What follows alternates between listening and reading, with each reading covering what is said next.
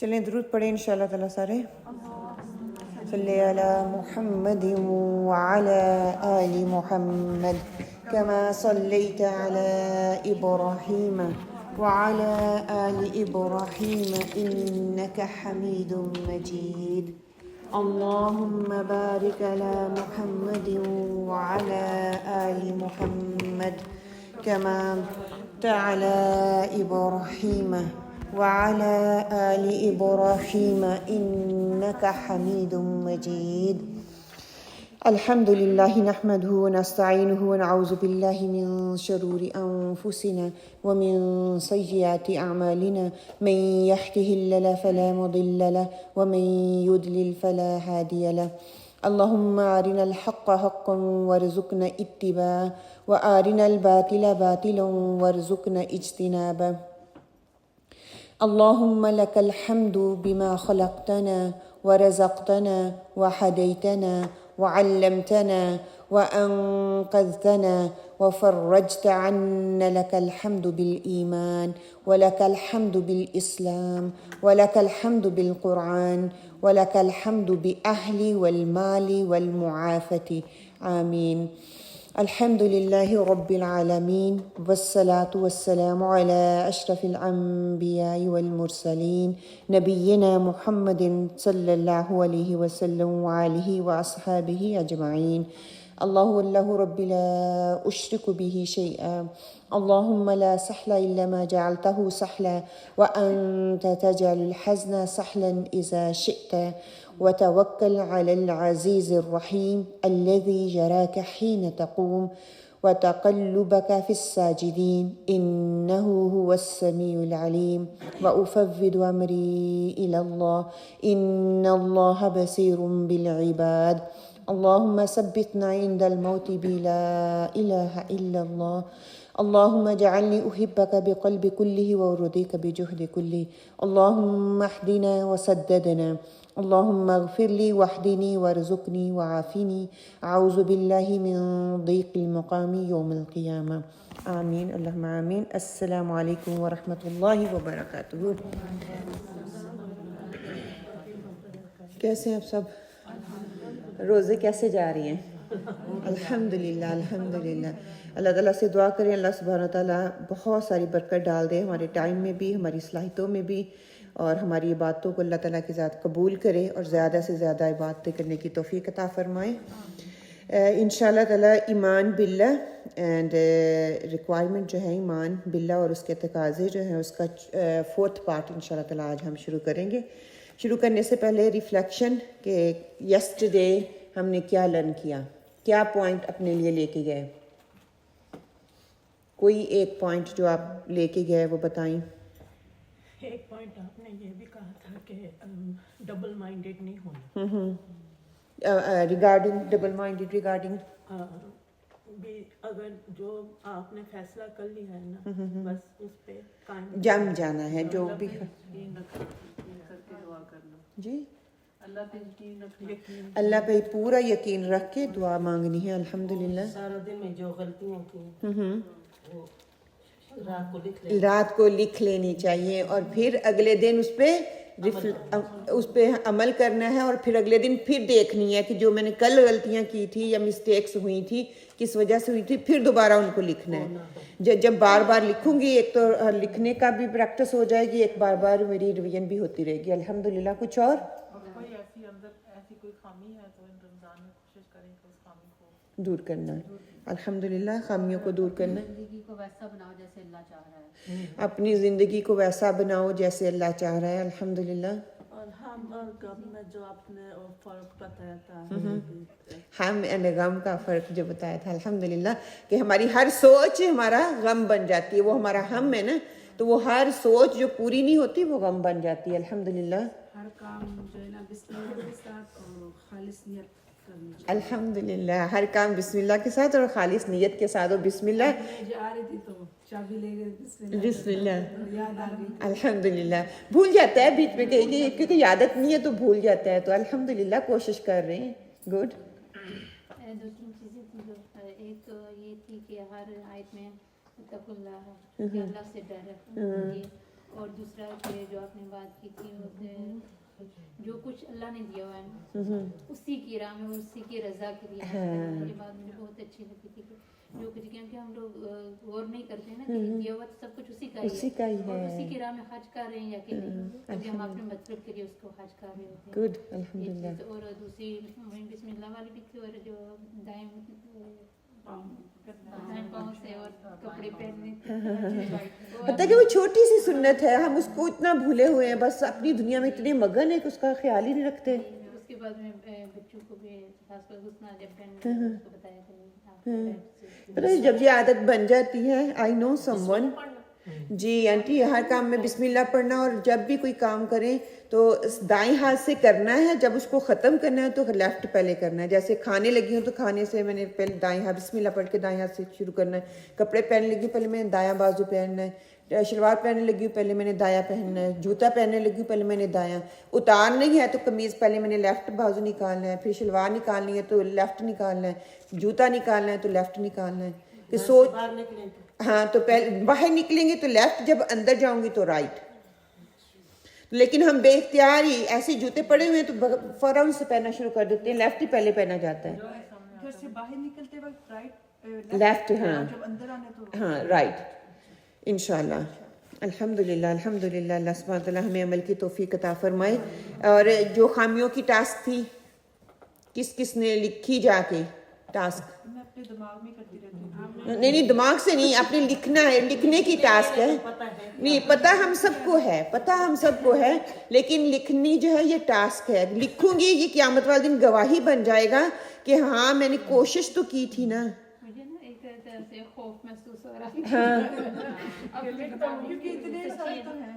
ہاں تو میں نہیں کہہ رہی کہ سب پہ ہم نے فوکس کرنا ہے, ہم نے ایک ایک کر کے فوکس کرنا ہے. رمضان میں ایٹ لیسٹ 1 یا 2 کو اپنا ٹارگٹ بنا لیں جو آپ کو زیادہ ہی بودر کرتے ہیں کہ میرے اندر یہ بہت ہے. ہوا تو بھائی جی, لیکن اس کے میں کبھی کیا نہیں, فرسٹ ٹائم اس طرح کچھ ہوا تھا. اس کے بعد حالات بدل گئے تو مجھے اس پہ ابھی پوائنٹ میں نے دل پہ وہ لکھا ہے, جو بات دل پہ لگ جاتی ہے وہ کبھی بھولتا نہیں, وہ بھول جاتی ہے. لیکن شیطان جو ہے نا, یہ جو ہمارے اندر کی خامیاں ہیں نا وہ ہمیں نہیں یاد کروانے دیتا, وہ ہونے ہی نہیں دے گا. کیوں, اگر ہمیں پتہ چلنا شروع ہو گیا تو ہم تو سدھر جائیں گے, اور وہ نہیں چاہ رہا کہ ہم سدھریں. یہ اس وقت تک نہیں, ہر وقت مجھے یاد آتی ہے کہ آپ نے یہ کیا ہے, آپ نے یہ کیا ہے. وہ کوئی ایسی بات ہو سکتی ہے کہ آپ کو اس کی تکلیف ہوئی ہو, یا آپ ویسا انسان ہو نہیں, کسی نے اتنا آپ کو مجبور کر دیا کہ آپ کے منہ سے یا آپ کے ایکشن سے کوئی ایسی بات ہو گئی ہے تو وہ آپ کو پھر ریگریٹ کرتی ہے. اس لحاظ سے کہ آپ شاید آپ کا امیج آپ کو لگتا ہو دوسروں کی نظر میں ایسا تھا اور آپ نے اس کے اپوزٹ کیا, تو وہ چیز آپ کو بڑی لگتی ہے نا, کہ ہو سکتا ہے اب یہاں پہ میں اس چیئر پہ بیٹھی ہوئی ہوں تو آپ کو لگتا ہے میرے اندر کوئی خامی نہیں ہے, نعوذ باللہ میرے اندر آپ لوگوں سے زیادہ خامیاں ہیں. لیکن اگر وہ کوئی سامنے آ جاتی دل بندے کا کھٹا ہو جاتا ہے نا, ہمیشہ کے لیے آپ کے دماغ پہ رہ جائے گی کہ ہاں ہمیں تو ایسے بتاتی ہیں, خود آپ کی اپنا عمل ایسے ہے. لیکن اینڈ آف دا ڈے جو انسان بتا رہا ہے نا, میں بھی اسٹوڈنٹ ہوں, میں بھی سیکھ رہی ہوں, اور میری جو بات ہے نا کہ میرے اندر کوئی غلطی نہیں ہے, میرے اندر بہت ساری خامیاں ہیں. انسان کو تھوڑا سا ڈاؤٹ دیں کہ جو بات بتا رہا ہے وہ بھی ایک انسان ہے, اس سے بھی غلطی ہو سکتی ہے, بلکہ وہ بھی غلطیوں کا پتلا ہے. جو میں سمجھنے اور سوچنے کی کوشش کر رہی ہوں, سب سے پہلے مجھ پہ اپنے آپ اوپر اپلائی کرنے کی کوشش کرتی ہوں, پھر میں آپ لوگوں کو دیتی ہوں. ٹھیک ہے انشاءاللہ. وہ صبر کا, اور وہ بھی کہا تھا کہ برداشت کرنا. الحمدللہ. چلو ایک 2 پوائنٹ بھی ہم ہر لیسن سے لے رہے ہیں, تو الحمدللہ ہمارا یہاں پہ بیٹھنا ورتھ ہے. لیکن ٹاسک جو ہے کل کو آپ لکھیے, آپ کو بتانے کی کوئی ضرورت نہیں ہے, آپ صرف آ کے بتا دینا کہ ہم نے اپنی ٹاسک لکھ لی ہے بس. اور اینڈ آف دا منتھ جب ہمارے سیشن مکمل ہوں گے تو میں آپ سے لوگوں سے پوچھوں گی, اگر یاد رہا, کہ آپ اس کو کہاں تک کرنے میں کامیاب رہی. وہ ہماری اچیومنٹ ڈے ہوگا نا, پورے منتھ ہم نے اپنے اوپر کام کیا ہے, جو کام کرتے رہے وہ عادت بن جائے گی, اور انشاءاللہ پھر رمضان کے بعد تک وہ چلتی رہے گی. یہ پکچر آپ کو نظر آ رہی ہے, کیا آپ کو پہلے سوچ دیکھتے ہی لگ رہا ہے؟ آن لائن والے بھی اپنا پلیز ہینڈ ریز کر سکتے ہیں اگر آپ کو کچھ سمجھ آ رہی ہے, کچھ کہنا چاہ رہی ہیں. آپ بتائیں کہ کیا نظر آ رہا ہے, کیا سمجھ آ رہا ہے آپ کو؟ دل کی سوچ, ایک ٹائم پہ دل کی سوچ دماغ تک جا رہی, دل کی سوچ دماغ تک جا رہی ہے. ٹھیک ہے الحمدللہ. دماغ بند ہے, उस पे करने की कोशिश कर चाबी से खुला हुआ है खोला हुआ है तो आहिस्ता आहिस्ता ओके ओके अल्हम्दुलिल्लाह सीढ़ी लगा के ऊपर दिमाग तक जाना पड़ेगा। है आपके पास और सीढ़ी के जाते जाते आहिस्ता आहिस्ता आप उस तक पहुंच सकते हैं, फिर आपका वो दिमाग खुलेगी। कुछ भी चांसेस हैं कि कुछ लैडर पे आप चढ़ के जाके ताला लटक रहा है उसको खोल दो, कुछ भी। ओके मतलब कोशिश मकसूद है ना कि अगर आप कोशिश करोगे तो आपका ताला खुल सकता है ना। हाँ आप नीचे से ऊपर जाके ताला तो नहीं खुल सकता। या आप किसी चीज़ में कोशिश करो। ओके इस ताले का मकसद क्या है और क्यों ये बनाया गया है? सीढ़ी लगाई गई है और ऊपर पिन भी है और ताला जो है वो हार्ट शेप का है, उसमें चाबी भी लगी हुई है और वो लॉक खुल भी गया है। लेकिन सो मैनी उलझने जिनको सुलझाने की ज़रूरत है।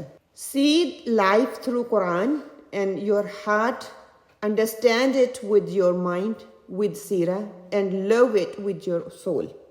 क्या मतलब है कि ये जो ताला मुझे नज़र आ रहा है ना, इसको मैंने खोलने के लिए मुझे किसी सीढ़ी की ज़रूरत है। सीढ़ी जो है वो कुरान है, वो मेरी शरीयत है जो मुझे वहाँ तक पहुँचाएगी। ताले को मैंने खोल देना है। मेरी जितनी भी उलझने हैं, मुश्किलें हैं, मेरी परेशानियाँ हैं, किसी चीज़ की मुझे समझ नहीं आ रही, मेरे हम हैं, मेरे गम हैं, उसका ताला खोलना किसने? उसकी चाबी भी मुझे दे दी गई सीरा से कि उस पर खोलो, देखो और अमल करो तो चाबी खोल सकते हो।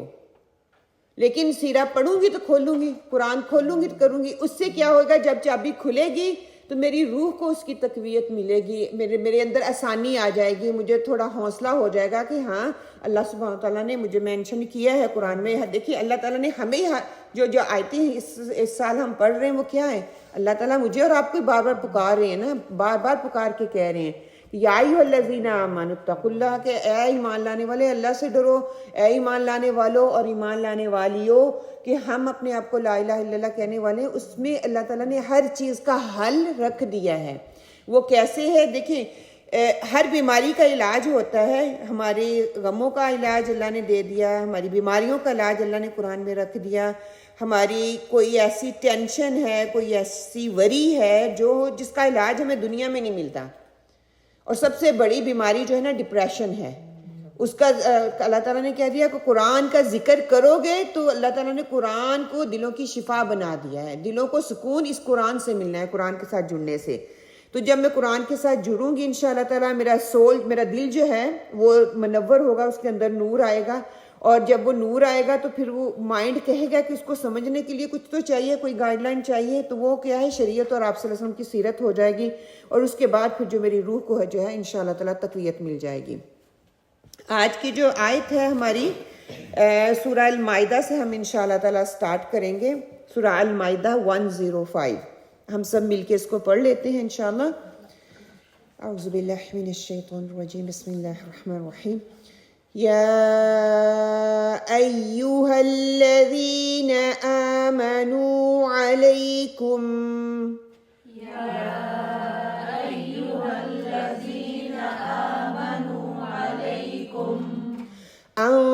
أنفسكم لا يضركم من ضل إذا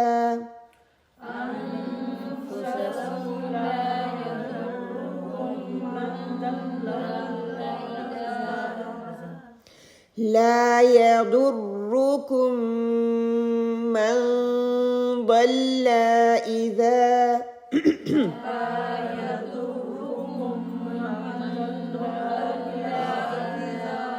Okay, law يضركم meme साकिना and the meme मुशद्ददा इदगाम शफवी। सो उस पे आपने होल्ड करना है, फिर नून साकिना दाद आ रहा है वो इकफा हो जाएगा। तो यहाँ पे 2 काउंट फुल बोथ साइड पे आपने रुकना है। ला यदुर्रुकुम मन ضل إذا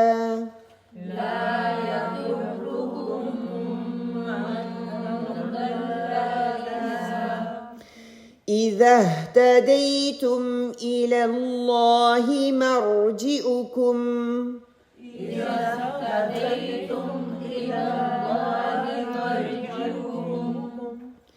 إلى الله مرجعكم جميعا فينبئكم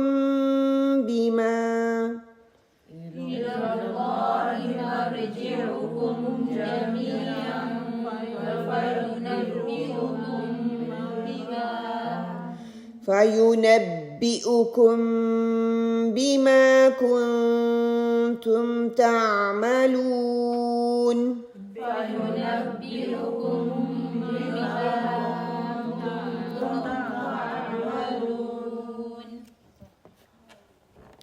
اے لوگو جو ایمان لائے ہو اپنی فکر کرو، کسی دوسرے کی گمراہی سے تمہارا کچھ نہیں بگڑتا. اگر تم خود راہ راست پر ہو، اللہ کی طرف تم سب کو پلٹ کر جانا ہے، پھر وہ تمہیں بتا دے گا کہ تم کیا کرتے رہے ہو. سبحان اللہ. یہ جو جملہ ہے نا کہ اپنی فکر کرو، اس کو لکھ لو. ہم اپنی فکر کے لیے یہاں پہ آ کے بیٹھے ہیں نا، اپنی فکر کے لیے اپنی اصلاح کرنا چاہ رہے ہیں انشاءاللہ تعالیٰ کہ اپنی اصلاح کی فکر کرو. تم پر ہے کہ تمہارے نفسوں کی اصلاح جو ہے اس کو تم کرو. تم پہ فرض ہے کہ اپنی نفسوں کی اصلاح پہلے کرو، پھر دوسروں کی فکر کرو. تم دوسروں کو سمجھاتے ہو، بتاتے ہو. کوئی شخص جس کو تم کوئی بھی اچھی بات بتاتے ہو، وہ کیا کرتا ہے کہ تمہاری بات نہیں سنتا، یا تم اس کو جو بھی بتاتے ہو اس کو لینا نہیں چاہتا، یا وہ اللہ کی طرف نہیں پلٹتا، تو یہ تمہارے اوپر نہیں ہوگا. سب سے پہلے تم نے اپنے اندر کو دیکھنا ہے، اپنی اصلاح کرنی ہے، اپنی فکر کرنی ہے، پھر تم نے دوسروں کی اصلاح کرنی ہے. اگر وہ مان لیتا ہے تو ٹھیک ہے، اگر وہ نہیں مانتا تو اس کی پوچھ آپ سے نہیں ہوگی. کیونکہ آپ نے اپنا کام کر دیا ہے. اور بعض اوقات ایسا ہوتا ہے کہ آیت جب لوگ پڑھتے ہیں نا تو اس کا مطلب الٹ لے لیتے ہیں. یہاں پہ یہ نہیں کہا جا رہا کہ دوسروں کو بتانا نہیں ہے، یہاں پہ یہ کہا جا رہا ہے کہ دوسروں کی فکر کرنی ہے. اگر ہم اس کا دوسرا مطلب نکالتے ہیں تو ہم کیا کہتے ہیں کہ ہمیں دوسروں کو بتانے کی ضرورت نہیں ہے. ہم انفرادی طور پہ اپنے اوپر فوکس کرتے رہتے ہیں. میری نمازیں، میری عبادات، میرے روزے، میرے بچے، میری فیملی، بس اللہ اللہ خیر صلی اللہ، کوئی اور کام کرنے کی ضرورت نہیں ہے. یہاں پہ یہ نہیں کہا جا رہا ہے. اللہ سبحانہ وتعالیٰ کہہ رہے ہیں کہ ایمان جو لائے ہو اپنی فکر پہلے کرو. یہ نہیں کہ نہیں، کئی دفعہ یہ ہوتا ہے ہم کسی کو کوئی پیغام دیتے ہیں نا تو ہمیں وہ بڑی تکلیف ہوتی ہے، وہ نہیں سنتے ہمارا پیغام، تو ہم ان پہ انفورس کرنے کی کوشش کرتے ہیں. اس لیے جب ہم کسی پہ انفورس کرتے ہیں تو کیا ہوتا ہے، ہماری اخلاقیات کئی دفعہ بہت گر جاتی ہیں، یا بات ہم اس طرح سے کر دیتے ہیں دوسروں کو ہم نقصان پہنچا دیتے ہیں، جو کہ کہیں ایسا نہ ہو کہ وہ میری اخلاق کی وجہ سے دین سے دوری کا سبب بن جائیں. اب یہاں پہ جو بات کی جا رہی ہے کہ صرف اپنی فکر کرنی ہے، یہ بات درست نہیں ہے. قرآن کی بہت سی آیات سے ہمیں پتہ چلتا ہے، احادیث سے ہمیں پتہ چلتا ہے. جو ہم نے ریمائنڈر احادیث رکھی تھی ویلکم رمضان میں، اس سے کیا پتہ چل رہا ہے کہ ہر انسان کے اوپر ایک رائی ہے، ایک اس کی نا جس کے انڈر اس کی رایا ہے. جیسے ماں ہے، ماں کے انڈر اس کے بچے ہیں. والد ہے، والد کے اندر پورے گھر جو ہے اس کے انڈر ہے، اس کی اصلاح اس کے ذمے ہے. پھر اسی طرح یہ کام جو ہے ایکسٹینڈ ہوتا چلا جاتا ہے. لیکن اگر ہم قرآن کے حوالے سے دیکھتے ہیں تو اللہ سبحانہ وتعالیٰ نے بہت سی آیات میں ہمیں بتایا ہے کہ صرف اپنی ذات کی فکر نہیں کرنی بلکہ دوسروں کی فکر کرنی ہے. سب سے پہلے اپنے گھر والوں کو تبلیغ کرنی ہے، ان گھر والوں کو بتانا ہے کہ اپنے آپ کو بھی بچاؤ اور اپنے گھر والوں کو بھی بچاؤ. یہ لفظ قرآن پاک میں آتی ہیں، ٹھیک ہے. پھر آپ صلی اللہ علیہ وسلم کو جب اللہ سبحانہ وتعالیٰ نے نبوت دی، قرآن کی آیات آئیں، اس کا پیغام پہنچانا تھا، تو سب سے پہلے اللہ سبحانہ وتعالیٰ نے آپ صلی اللہ علیہ وسلم کو کیا کہا تھا کہ جاؤ اور جا کے اپنے قریبی رشتہ داروں کو جو ہے اسلام کی دعوت دو. آپ صلی اللہ علیہ وسلم نے وہ کام ویسے شروع کیا، رشتہ داروں کو دیا، اپنے ارد گرد کے لوگوں کو دیا. کسی نے لیا، کسی نے انکار کر دیا، ٹھیک ہے، موسٹ نے انکار کر دیا. پھر آپ صلی اللہ علیہ وسلم نے آ کر کیا کہا کہ اے میری قوم، میں آپ کو بات بتانا چاہتا ہوں، جو اللہ تعالیٰ نے مجھے ذمہ داری دی ہے میں وہ آپ تک پہنچانا چاہتا ہوں. سب سے پہلے چھوٹا دائرہ وچ از مائی سیلف، پھر میرا ایکسٹینڈ ہوگا، میرے بچے ہیں، میری فیملی آئے گی، پھر میرے ان لاز آئیں گے، پھر میری سوسائٹی، جس سوسائٹی میں میں رہ رہی ہوں وہ آئے گی کہ اگر کسی کے اندر مجھے برائی نظر آتی ہے تو میں ان کی اصلاح کی کوشش کروں گی. پھر یہ دائرہ جو ہے آہستہ آہستہ بڑھتا چلا جاتا ہے. جب آپ صلی اللہ علیہ وسلم کی عملی زندگی سے ہم دیکھتے ہیں تو آپ صلی اللہ علیہ وسلم پر جب پہلی وحی نازل ہوئی تھی تو آپ صلی اللہ علیہ وسلم سب سے پہلے آئے تو کس کو دعوت دی؟ اپنی بیوی کو، حضرت خدیجہ رضی اللہ تعالیٰ کو. اس کے بعد دوست ابو بکر صدیق کو گئے، ابو بکر صدیق کو بتایا، انہوں نے اس کو قبول کیا. پھر اگر فیملی میں لیتے ہیں تو چچا زاد بھائی حضرت علی رضی اللہ تعالیٰ، ان کو بتایا، انہوں نے ایکسیپٹ کر لیا. پھر اس کے بعد منہ بولا بیٹا یا غلام آپ کہہ لیں، زید بن حضرت زید رضی اللہ تعالیٰ، ان کو بتایا تو انہوں نے اسلام قبول کیا. مطلب کہ پہلے سب سے پہلے میاں بیوی کا رشتہ، ٹھیک ہے، پھر دوست آ جاتے ہیں، پھر فیملی آ جاتی ہے، پھر بچے آ جاتے ہیں. یہ آپ صلی اللہ علیہ وسلم کی سیرت سے ہمیں قرآن سے ان آیات کا پتہ چلتا ہے. ٹھیک ہے، ہر دور میں ایک پر یہ ذمہ داری، کوئی نہ کوئی ذمہ داری دینے والا آتا رہا ہے. ایسے ہی کسی بھی کام کو کرنے کا آغاز ہوا، جیسے اللہ سبحانہ تعالیٰ نے پہلے امتوں کے اوپر رسولوں کو بھیجا، نبیوں کو بھیجا، کتاب دی، شریعت دی، ایک بندہ اٹھا اور اس کے ساتھ جماعت بنتی گئی. ٹھیک ہے، حضرت نوح علیہ السلام کو دیکھتے ہیں، ان کے ساتھ ان کی پوری زندگی کا نچوڑ نکالتے ہیں تو کتنے لوگ ان کے ساتھ جو تھے ایمان لانے کے لیے تیار ہوئے؟ چند ایک.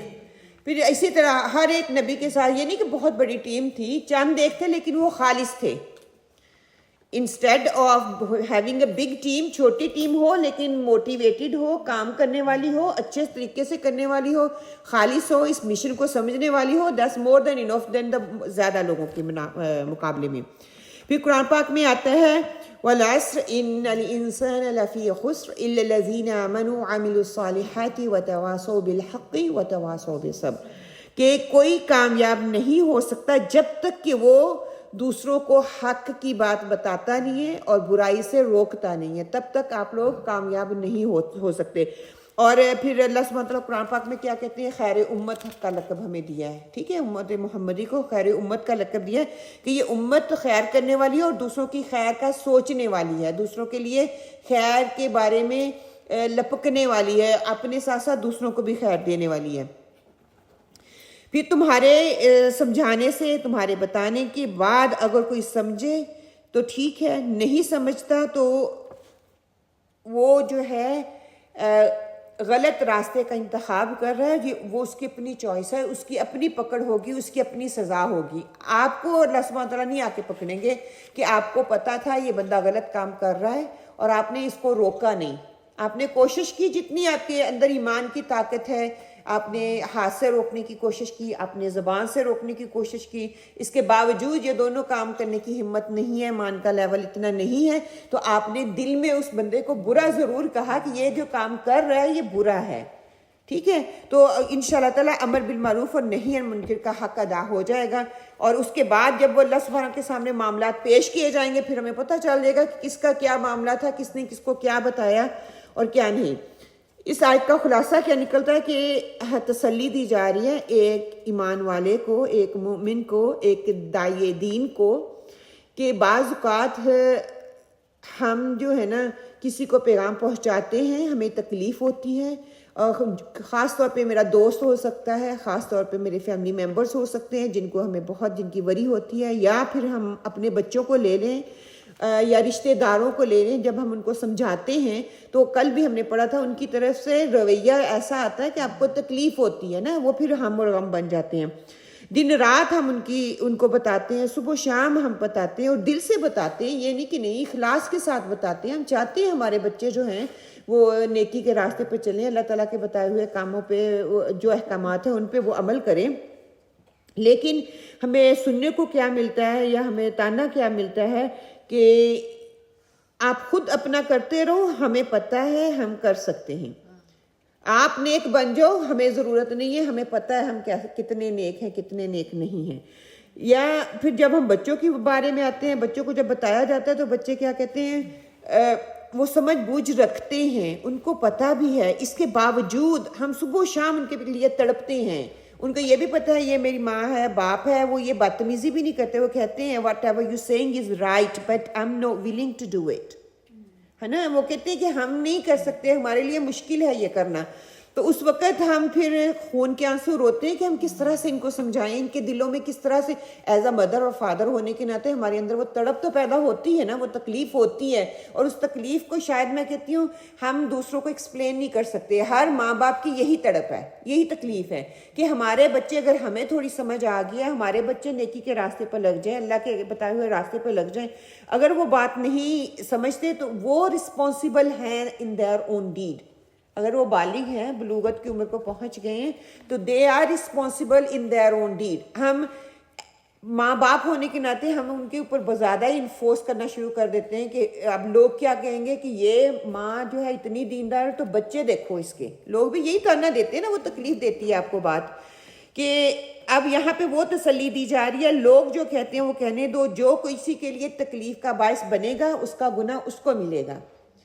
اگر میں نے کسی کے لیے اصلاح کی گنجائش رکھی ہے یا اصلاح کی کوشش کر رہی ہوں, اللہ سے دعائیں کریں اور ان کو ان کے حال پہ چھوڑ دیں. میں نے اپنا کام کر دیا ہے. آپ صلی اللہ علیہ وسلم کو بھی تکلیف ہوتی تھی نا, جب وہ دوسروں کو بتاتے تھے تو نہیں مانتے تھے, تو آپ اتنا آپ کو غم ہوتا تھا اس چیز کا. تو اللہ سبحانہ تعالیٰ نے کہا کہ آپ کا کام ہے صرف بتا دینا, پہنچا دینا, حجت تمام کر دینا.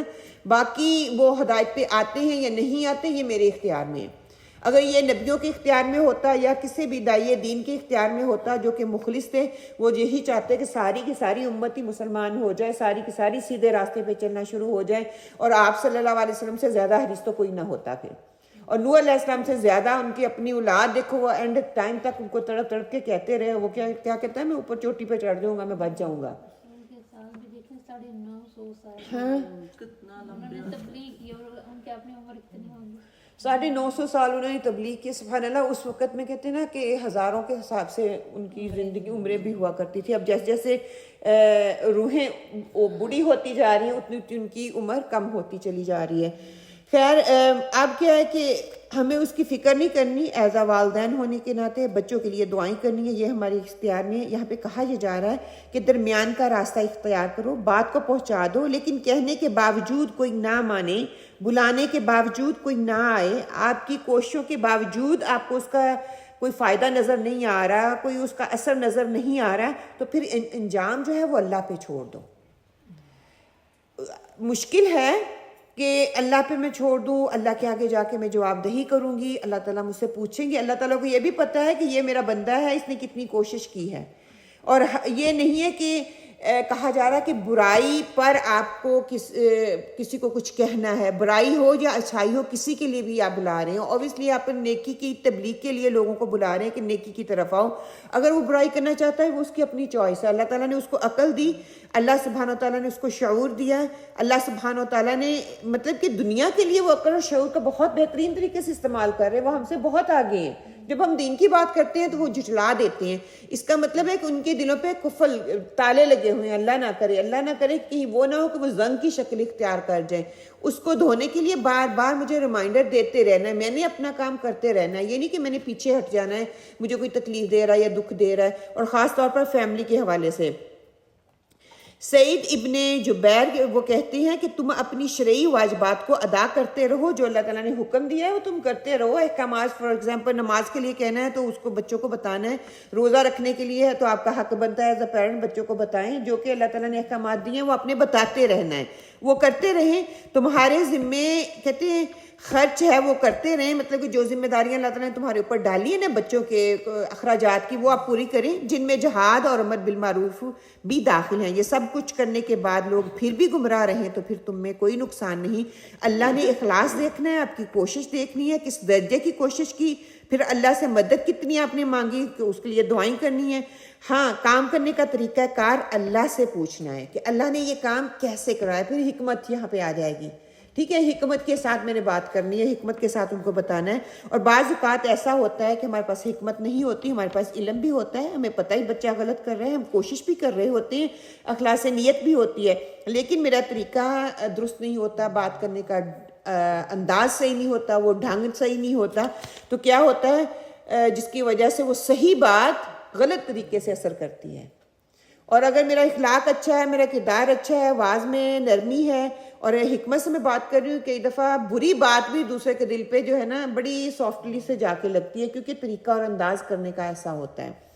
تو بیسکلی ہمیں یہ بتایا جا رہا ہے اس آیت میں کہ ہمیں اپنی فکر کرنی ہے, اپنی بیلٹ میں نے پہلے باندھنی ہے, اپنی آپ کی اصلاح کرنی ہے. جب میری اصلاح ہو جائے گی دوسروں کو مجھے اتنے کہنے کی ضرورت ہی نہیں پڑے گی. اندر کی بات یہ ہے, ہماری اپنی اصلاح نہیں ہوتی, پڑھ لیتی ہیں, جا کے دوسروں کی اصلاح پہ لگ جاتے ہیں اور اپنی ہم وہیں کے وہیں لٹک رہے ہوتے ہیں. ہمارا تالا تو کھلا ہی نہیں ہے, تالا تو بند ہے.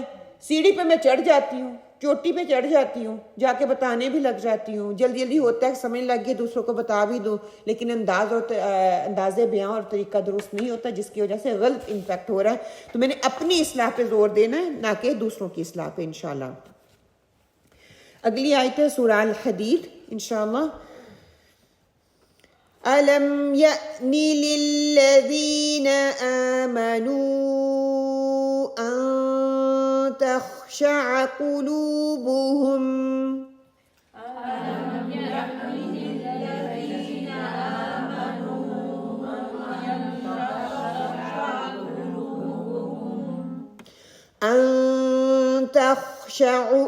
أن تخشع قلوبهم لذكر الله وما نزل من الحق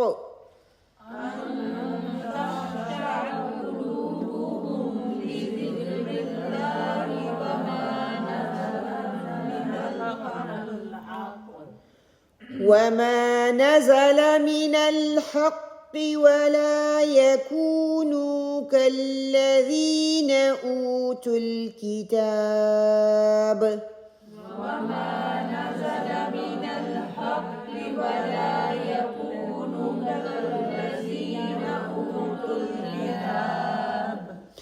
أوتوا الكتاب من قبل فطال عليهم الأمد فقست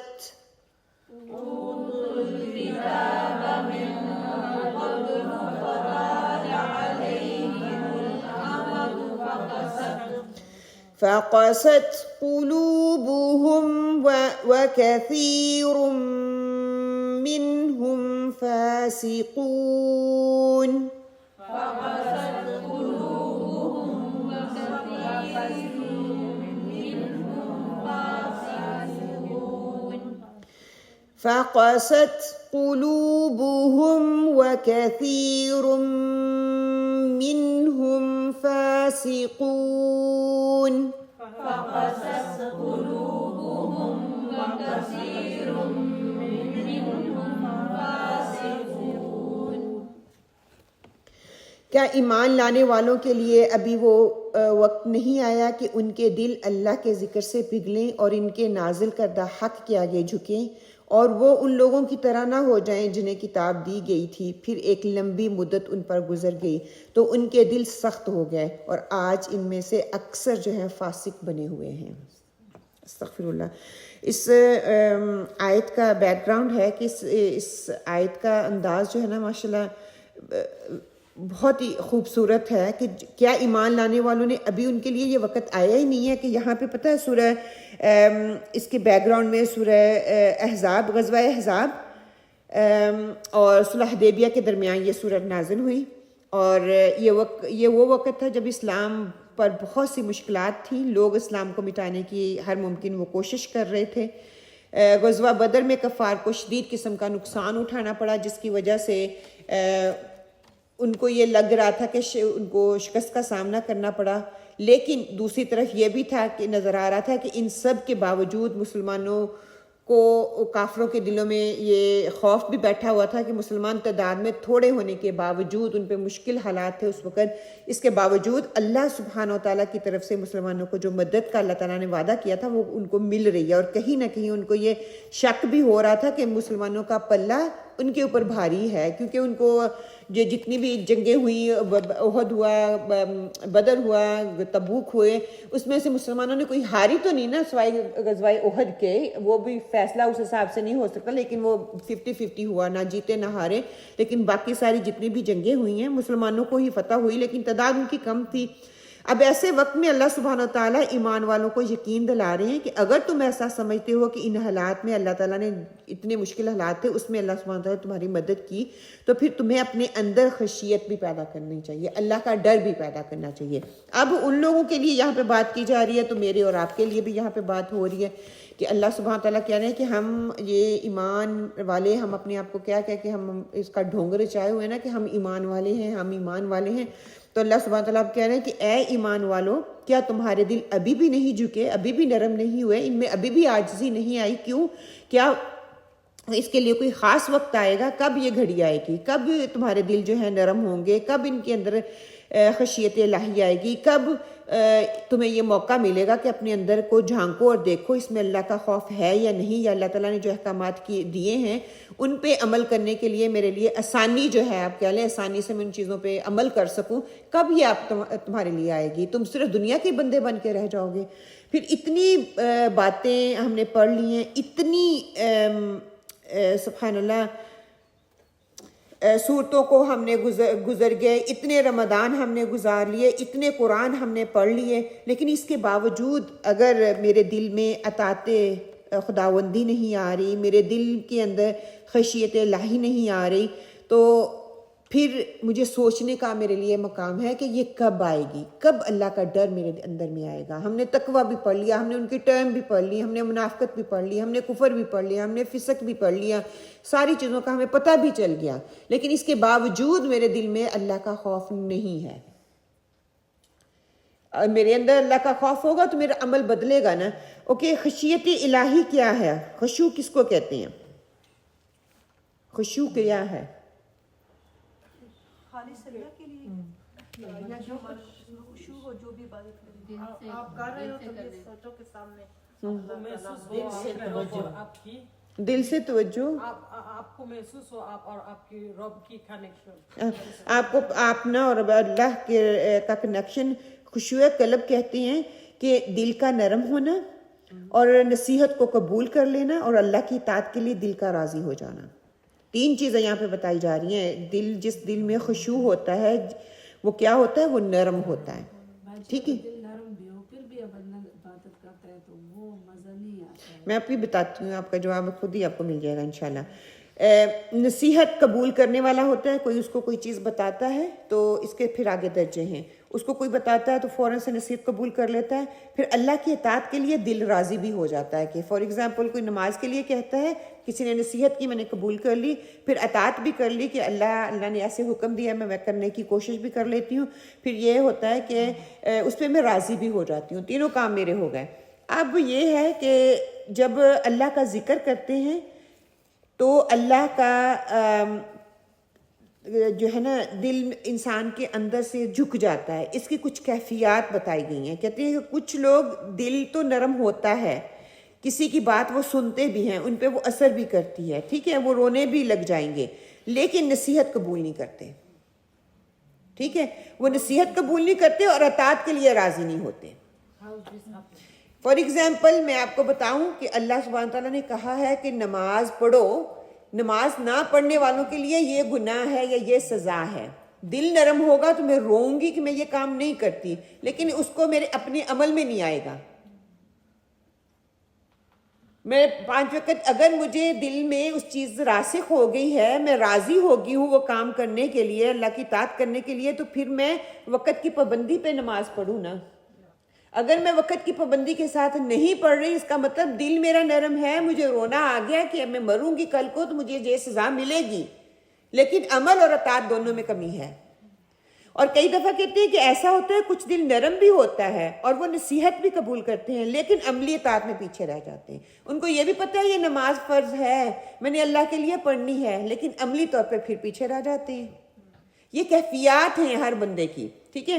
ہو سکتا ہے ہمارے اندر خشیت ہے، ہمارا دل روتا ہے جب ہم نماز پڑھتے ہیں، وہ لیول نہیں آتا، یہ ہمارے ایمان کا لیول ہے، ٹھیک ہے۔ ہم اطاعت بھی کر رہے ہیں، ہم مان بھی رہے ہیں، ہم دل سے راضی بھی ہیں، خوشی سے نماز پڑھتے ہیں، کوئی ہمیں مجبور نہیں کر کے پڑھا رہا، جیسے بچوں کو ہم مجبور کر کے پڑھاتے ہیں نا، وہ مجبوری والا حساب بھی نہیں ہے، کیونکہ وہ ان کے دل نرم ہے، وہ نصیحت کو قبول ہی نہیں کر رہے، اور ہم پھر اس پہ وہ راضی بھی نہیں ہو رہے اس عبادت کو کرنے کے لیے۔ تو یہ ہم راضی بھی ہیں، دل بھی نرم ہے، ہم اس چیز کی نصیحت کو لے بھی رہی ہیں، لیکن عمل میں ہمارے جب کمی آتی ہے تو یہ ایک ایمان کا لیول ہے، یہ اس میں پھر خشیت کا عمل دخل نہیں ہے. جیسے ہمارے اندر خشوع نہیں آ رہی تو میں اس لیول کو پہنچنے کے لیے ایمان کو کہ اس لیول تک، اس کے لیے پھر مجھے نالج کی ضرورت ہے، اس کے لیے ایفرٹ کی ضرورت ہے، اس کے لیے طریقے اپنانے کی ضرورت ہے تاکہ میں وہ لیول اختیار کر سکوں یا مجھے وہ لیول مل سکے. ہر وہ شخص خشوع والا ہے جس کے اندر یہ تینوں صفات موجود ہیں، اس کے اندر خشوع ہے، لیکن اس خشوع کا لیول اپ ڈاؤن ہو سکتا ہے ایمان کی بنیاد پہ. ایک بندہ نرم دل بھی ہو سکتا ہے، اس کو رونا بھی آ سکتا ہے، ایک بندہ اس عمل کو لینے والا بھی ہو سکتا ہے، اطاعت گزار بھی ہو سکتا ہے، اور مرضی سے اس عمل کو لینے والا ہو سکتا ہے، تینوں نصیحتوں کو قبول کرنے والا. تو اگر اس کے اندر ان میں سے کوئی ایک چیز کی بھی کمی ہے تو اس کا مطلب ہے ہمیں اپنی خشوع کو دیکھنے کی ضرورت ہے، پھر اس پہ عمل کرنے کی طرف آئیں گے. یہاں پر ہر وہ شخص مراد ہے جو آپ صلی اللہ علیہ وسلم کی اطاعت کا دعویٰ تو کرتا ہے لیکن اس کے باوجود دل ایمان سے کے درد سے خالی ہے. ہم دعویٰ تو کر رہے ہیں، آپ صلی اللہ علیہ وسلم کی امتی ہیں، آپ محمد صلی اللہ علیہ وسلم کی امتی ہونے کے ناطے ہم یہ دعوے پہ دعویٰ کر رہے ہیں، لیکن سیرت میں سے کچھ بھی اپنانے کی ہمیں طریقہ نہیں آتا، ڈھنگ نہیں آتا، اس طریقے سے نہیں. ہاں دعویٰ صرف خالی دعوے ہیں، عمل میں پھر ہم پیچھے رہ جاتے ہیں. تو یہ دل کا خشوع بڑھانے کے لیے پہلے مجھے اپنے دل کو ٹٹولنا ہے، پھر مجھے دیکھنا ہے کہ آپ صلی اللہ علیہ وسلم کے بتائے ہوئے طریقوں کو میں کس طریقے سے کرتی ہوں. پھر یہ کہ اللہ کا ذکر آتے ہی، اللہ کا کام آتے ہی، جب اللہ کے احکامات آتے ہیں تو کیا میرا دل اسی وقت جھک جاتا ہے؟ اگر میں نہیں کرتی تو کیا میرے دل میں وہ دیکھے پھر عاجز دل مطمئنہ کہ اس وقت پھر میرے دل میں کوئی کھٹک اٹھتی ہے یا کہتے ہیں it's okay, I will do it tomorrow, leave it today, کل کر لیں گے, it's okay. آج میں نے نئی چیریٹی ڈالی تو that's fine, it's okay, میں کل ڈالوں گی. کس نے دیکھی ہے کل کا کچھ ہمیں پتہ نہیں ہے. یہ ہمارا یقین ہے، ایمان کا حصہ ہے، کل کا ہمیں ایک سیکنڈ کا نہیں پتہ. تو یہاں جب بھی بیٹھے صحابہ کرام تو یہ ہوتے تھے جب ان پہ وہ حکم نہ صادر ہوتا فوراً سے اس کے پریکٹیکل، یہاں تک بھی آیا نا کہ ایک صحابہ کرام ایک آیت کو اتنا مطلب کرتے تھے جب تک ان کی پریکٹس میں نہیں آ جاتا تھا وہ اگلی آیت کو نہیں پکڑتے تھے. اللہ کے ذکر سے، اللہ کے نام سے، اللہ کی یاد سے جب اللہ کے سامنے کی جاتی ہے ان کے دل جو ہے وہ نرم ہو جاتے ہیں، ان کے دل جھک جاتے ہیں. جو بھی اللہ نے اپنی کتاب میں نازل کیا ہے کسی بھی قسم کا حکم ان کے دلوں میں وہ اترتا ہے. اس کو وہ سن کر، اس کو وہ پڑھ کر سب سے پہلے تیار ہوتے ہیں کہ اس پہ انہوں نے عمل کرنا ہے. سب سے پہلے جن کے دلوں میں خشوع ہوتی ہے وہ اس چیز کو لینے والے ہوتے ہیں اور اپنی اطاعت سے، عملی اطاعت سے جو ہے پریکٹیکلی کر کے اس کو دکھاتے ہیں. تو پھر ہمیں پتہ چلے گا کہ ہمارے اندر کتنی خشوع اور کس طرح سے ہم کس چیز کو کیسے لیتے ہیں. ایک واقعہ ہے جو اس آیت کے حوالے سے بتایا جاتا ہے، کہتے ہیں فضیل بن عیاض ان کا نام بتایا جاتا ہے. اس کے والدین، یہاں پہ ایک تھوڑی سی خوشی اور امید بھی نظر آتی ہے کہ جن کے والدین نیک اور صالح ہوتے ہیں نا، اللہ سبحانہ وتعالیٰ ان کی اولادوں کو ضائع نہیں کرتے. سورۃ کہف میں بھی آتا ہے ان کا جن کا والد، اس کے وہاں پہ والد کا ذکر ہے، یہاں پہ کہا گیا کہ اس کے والدین ماں باپ جو تھے وہ نیک ہے، مطلب کہ دونوں.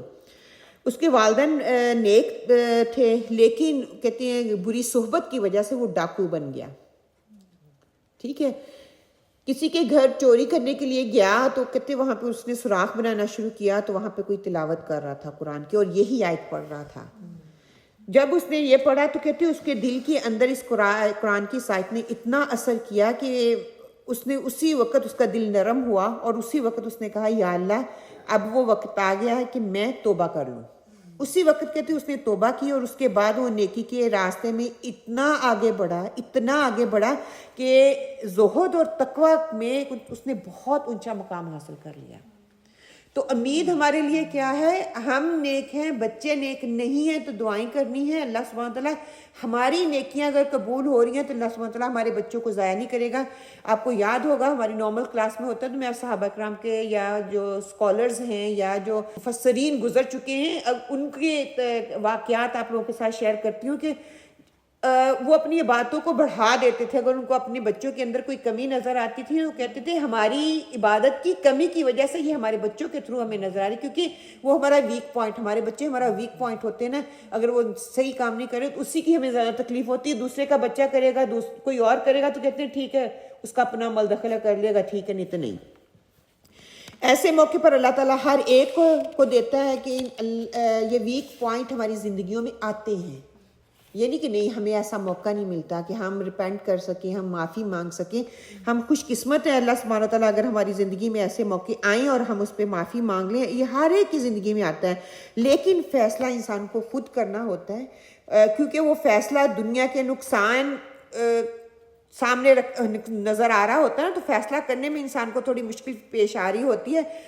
اگر وہ وہاں پہ مضبوطی کے ساتھ فیصلہ کر لیتا ہے اور دنیا کا نقصان چھوڑ کے اللہ کی طرف آ جاتا ہے, خیر کی طرف آ جاتا ہے, تو کہتے ہیں اللہ سبحانہ تعالیٰ اس کے لیے خیر کے دروازے کھول دیتا ہے. آپ نے بہت سے ایسے واقعات دیکھے ہوں گے, کئی لوگ ایسے ہوتے ہیں بہت ہی گناہگار ہوتے ہیں, جب وہ پلٹتے ہیں تو ان کی کایا ہی پلٹ جاتی ہے. مطلب یہ کہ کوئی شراب پینے والے لگا لو, یا کسی کی دکان ہے وہ شراب بیچ رہا ہے, غلط کام ہے نا, اس کے لیے کرنا بہت مشکل ہے. اگر وہ اس قرآن کے احکام کو سن کے, چلو پہلے نہیں پتا تھا یا پتا تھا اس لیول کا نہیں پتا تھا, اب اللہ تعالیٰ نے شعور دے دیا, ذہن اور دماغ سارا کچھ دل کھل گیا ہے, تو اب اس نے کیا کیا, اللہ سے معافی مانگی ہے اور وہ بالکل پورے کا پورا کام ہی کوئٹ کر دیا ہے شراب کا.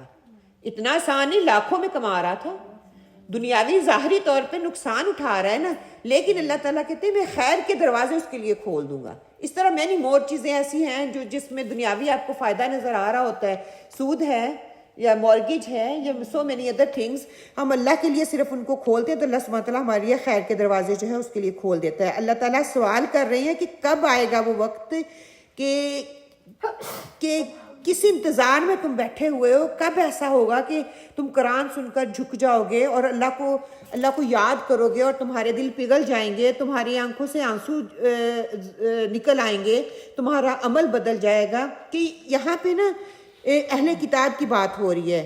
اہل کتاب کا بتایا جا رہا ہے کہ اہل کتاب جو تھے ان کو ذکر سے پگھلے اور ان کو نازل جو کیا ہے ان کے اوپر, وہ ان کے آگے جھک جاتے ہیں. اور جنہیں پہلے کتاب دی گئی, کہ یہود و نصارہ کی بات کی گئی کہ ان کو بھی کتاب دی گئی تھی, بہت لمبے عرصے تک وہ کتاب پڑھتے پڑھاتے رہے, ان کی آہستہ آہستہ ان کی روح جو ہے وہ فراموش ہوتی گئی, انہوں نے پیچھے کر دیا, پھر دل ان کے سخت ہو گئے.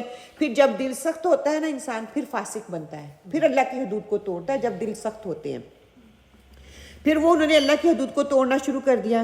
اب مجھے اور آپ کو اللہ سبحانہ تعالیٰ کہہ رہے ہیں کہ اے امت محمدی, تم سے پہلے موسیٰ اور عیسیٰ کی امتوں کو بھی کتابیں دی گئی تھی, انہوں نے بھی, ان کے دل بھی نرم تھے, اللہ تعالیٰ نے ان کے دلوں کو نرم کیا, ان کے ابتدائی ماننے والے بہت اچھے تھے, لیکن وقت گزرنے کے ساتھ ساتھ لوگوں کے اندر اصل پیغام سے دوری آتی گئی. جب وہ دین سے دور ہو گئے, قرآن سے دور ہو گئے, جو صحیفے ان کو دیے گئے تھے دور ہو گئے, ان کے دل سخت ہو گئے, تو وہ اللہ تعالیٰ کی حدود کو توڑنے لگے. آپ صلی اللہ علیہ وسلم نے فرمایا سب سے بہترین دور میرا دور ہے جس میں کتاب اتاری گئی. ہم دیکھتے ہیں کہ بعض اوقات صحابہ اکرام صرف ایک آیت پہ اتنے ٹائم لگا دیتے. کیوں؟ کیونکہ وہ ان کی عملی زندگی میں نہیں آتے تھے. ایک صحابہ کا آتا ہے نا ذکر کہ سورہ بقرہ انہوں نے کئی سالوں کے بعد 10 سال میرے خیال میں ان میں کی تھی, اور پھر اس پہ انہوں نے خوشی کا اظہار کیا کہ ایک آیت پہ انہوں نے عمل کر کے دکھایا. ہم آج علم لینے والے ہیں, پڑھنے پڑھانے والے ہیں, ہم لیں گے, لیکن عمل میں ہم بہت پیچھے ہیں. پھر کہا کہ تابعین کا دور بہت اچھا تھا, پھر ان میں خیر تھی. پھر اس کے بعد تبع تابعین کا دور اچھا تھا, اس کے بعد ان میں بہت خیر تھی. پھر آہستہ آہستہ اس کتاب کی ایک اثر پذیری کم ہوتی گئی, جیسے جیسے جنریشن آگے بڑھتی گئی یہ اثر کم ہوتا گیا. بعض لوگ پڑھتے رہے لیکن اس کا پورا حق ادا نہ انہوں نے کیا, اور بھول گیا یہ کتاب کس لیے نازل کی گئی تھی, اللہ تعالیٰ کا اس کتاب کو نازل کرنے کا مقصد کیا تھا, اور اس امت کو کس لیے اٹھایا گیا تھا. وہ مقصد, وہ پرپس ہی بھول گئے. ان کا مقصد زندگی کیا تھا, اللہ تعالیٰ نے اس کا نتیجہ کیا ہوا کہ زیادہ نافرمان نکلے اور مسلمانوں کی اکثریت دین سے دور ہو گئی. اور آج اس کا اثر ہم دیکھ رہے ہیں کہ دین سے دوری کے باعث یہ جو بھی ہو رہا ہے. پھر دیکھیں کہ اللہ سبحانہ تعالیٰ نے اہل کتاب کو ایک بہت بڑا مقصد دے کر دنیا میں بھیجا, لیکن جب بھی کوئی قوم خواہشات کی یا لسٹ کے پیچھے وہ لگ جاتی ہے, اپنی خواہشات کو پورا کرنے کے پیچھے لگ جاتی ہے, وہ اپنے مقصد سے پیچھے ہٹ جاتی ہے. اور مقصد کیا تھا کہ دنیا کو چھوڑ کر اپنے مقصد پہ فوکس ہونا, کہ اللہ سبحانہ تعالیٰ نے کیا کہا تھا کہ میرا یہ دین جو ہے اس کو دوسروں تک پہنچاؤ. اللہ کے دین کا کام ہم نے انڈیویجولی نہیں کرنا, ہم نے جماعت میں کرنا ہے. انفرادی زندگی جو بندہ بسر کرتا ہے نا, وہ انقلاب نہیں لے کے آ سکتا, کیونکہ وہ اس کی اپنی ذات تک ہوتا ہے. انقلاب تبھی آتا ہے جب آپ اجتماعی طور پہ زندگی گزار رہے ہوتے ہیں اور اپنے ساتھ دوسروں کو فائدہ دے رہے ہوتے ہیں, دوسروں کے ساتھ آسانیاں بانٹ رہے ہوتے ہیں, اپنی خواہشات پر, اپنی من مانی پر, اپنی چاہتوں پر آپ باؤنڈریز لگا رہے ہوتے ہیں. لیکن انفرادی کوششوں سے کیا ہوگا کہ قوموں کی حالت جب نہیں بدلتی تو وہ کیا ہے, اجتماعیت ان کے اندر نہیں آتی. جب اجتماعیت آتی ہے اس سے ماحول جو ہے اس پہ اثر پڑتا ہے, ایک ماحول بنتا ہے جس سے پھر آپ اپنی خواہشات کو دبانے والے بن جاتے ہو, آپ اپنی من مرضی نہیں کرتے, آپ اللہ تعالیٰ کے احکامات کو دوسروں تک پہنچانے والے بن جاتے ہیں. پھر کہتے ہیں کہ پھر جو ہے اللہ تعالیٰ کا جو مقصد ہے انسان کو پیدا کرنے کا وہ پورا ہوتا ہے. اللہ سبحانہ و تعالیٰ مسلمانوں کو ایک ایسا گروہ اور ایک ایسی جماعت اللہ سبحانہ و تعالیٰ نے بنا کے بھیجا کہ جاؤ اور اپنی اس مقصد کی خاطر ہر چیز کو پیچھے ڈال دو. ہم نے کیا کیا, ہم نے اس کا الٹا کر دیا, ہم نے ہر چیز کو آگے رکھ دیا, وہ جو پرپس تھا, مقصد تھا, وہ ہم نے پیچھے کر دیا. تو اس آیت کا خلاصہ کیا نکلتا ہے کہ اگر انسان اپنی تعلق جو ہے قرآن یا وحی الہی سے توڑ دیتا ہے تو وہ پہلے سے زیادہ گمراہ ہو جاتا ہے. استغفر اللہ, اللہم لا تجعل منہم. ہمیں اپنی اس نعمت کی بہت قدر کرنی ہے جو کہ قرآن اللہ تعالیٰ نے دیا ہے, ہمیں مسلمان بنایا ہے, دین دیا ہے, کہ اللہ ہمیں اس کتاب سے جوڑے رکھے. ہم سن رہے ہیں, ہم پڑھ رہے ہیں, ہمارے دلوں پہ یہ قرآن اثر کر رہا ہے اور رمضان کی رحمت کی وجہ سے اور زیادہ اثر کر رہا ہے. ہمارے دل اور زیادہ نرم ہوئے ہیں کہ ہم اس کو پڑھ کے ہمارے دل نرم ہو رہے ہیں. جیسے ہی اس سے دوری ہوتی ہے تو دل سخت ہونا شروع ہو جاتے ہیں. آپ دیکھ لیں جن کا قرآن کے ساتھ اتنا تعلق نہیں ہے ان کے دل سخت ہیں. آپ ان کو پیغام دیتے ہیں تو وہ اس پیغام کو ویسے نہیں لیتے. جس کے اندر تھوڑی سی فطرت سلیمہ باقی ہوتی ہے تو اس پیغام کو لینے کے لیے آگے بھی بڑھتے ہیں, اس کے لیے کوششیں بھی کرتے ہیں. جتنا علم اندر جذب ہوتا جائے گا آپ اتنے ہی نرم دل ہوتے جائیں گے, دوسروں کے لیے آپ سنسیئر ہوتے جائیں گے. حقیقی خوشی لینا چاہتے ہیں نا تو اس قرآن کے ساتھ آپ جڑیں. دلوں کو یہ قرآن جو ہے اطمینان دیتا ہے, اور اللہ جو اطمینان, دلوں کا اطمینان اللہ تعالیٰ کے ذکر سے ہوتا ہے. انشاءاللہ تعالیٰ یہاں پہ ہم بریک لیتے ہیں اینڈ پھر انشاءاللہ تعالیٰ. اللہ من الشیطان الرجیم. اعوذ باللہ من الشیطان الرجیم. بسم اللہ الرحمن الرحیم. بسم اللہ الرحمن الرحیم. لا الہ الا اللہ محمد رسول اللہ. لا الہ الا اللہ محمد رسول اللہ. نہیں کوئی معبود سوائے اللہ کے, نہیں کوئی معبود سوائے اللہ کے. محمد صلی اللہ علیہ وآلہ وسلم اللہ کے رسول ہیں. محمد صلی اللہ علیہ وسلم اللہ کے رسول ہیں. سبحان اللہ و بحمدہ. سبحان اللہ و بحمدہ. سبحان اللہ العظیم. سبحان اللہ العظیم. اللہ تعالیٰ اپنی تمام خوبیوں سمیت پاک ہے, اللہ تعالیٰ اپنی تمام خوبیوں سے پاک ہے, اور پاک ہے اللہ تعالیٰ عظمت والا. اور پاک ہے اللہ تعالیٰ عظمت والا. اللہ اکبر کبیرا. اللہ اکبر کبیرا. الحمد للہ کثیرا. والحمد للہ کثیرا. سبحان اللہ بکرۃ واصیلا. وسبحان اللہ بکرۃ واصیلا. اللہ سب سے بڑا ہے, اللہ سب سے بڑا ہے, بہت زیادہ حمد و ستائش کا مستحق ہے, بہت زیادہ حمد و ستائش کا مستحق اور ہے. میں صبح و شام اللہ کی پاکیزگی بیان کرتی ہوں. اور میں صبح و شام اللہ کی پاکیزگی بیان کرتی ہوں. یا حی یا قیوم برحمتک استعیذ. یا حی یا قیوم برحمتک استغیث.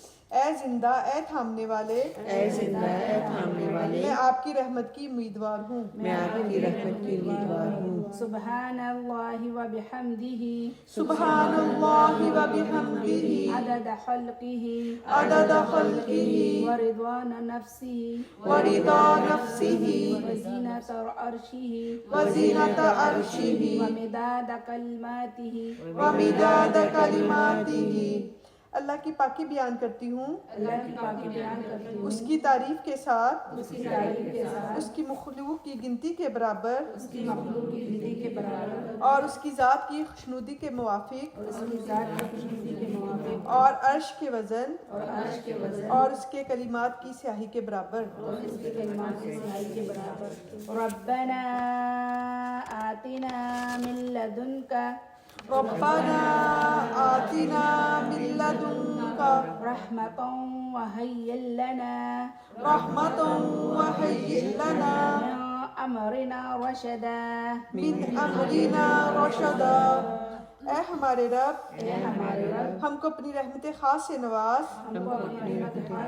اور ہمارا معاملہ درست کر دے آمین آمین یا رب العالمین. جزاکم اللہ خیر کثیر. انشاءاللہ ہماری اگلی آیت ہے انشاءاللہ تعالی سورہ الصف سورہ احزاب آیت نمبر 41 انشاءاللہ. یا ایہا الذین آمنوا اذکروا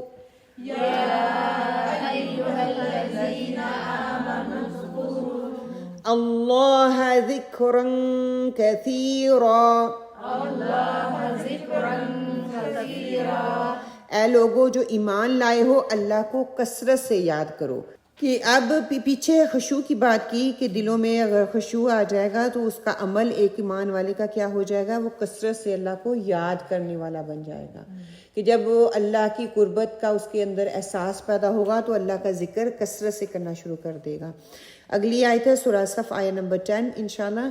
یا ایہا الذین آمنوا هل ادلکم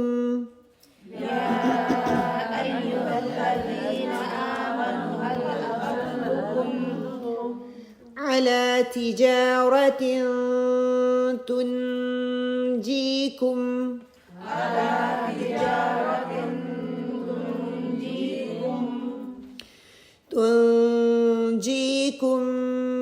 من عذاب أليم.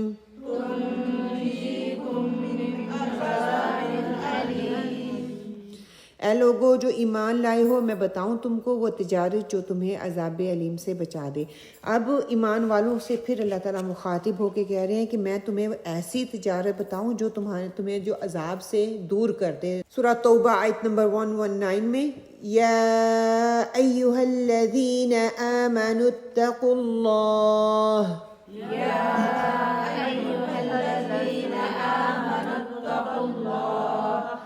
اللہ وکونوا مع الصادقین.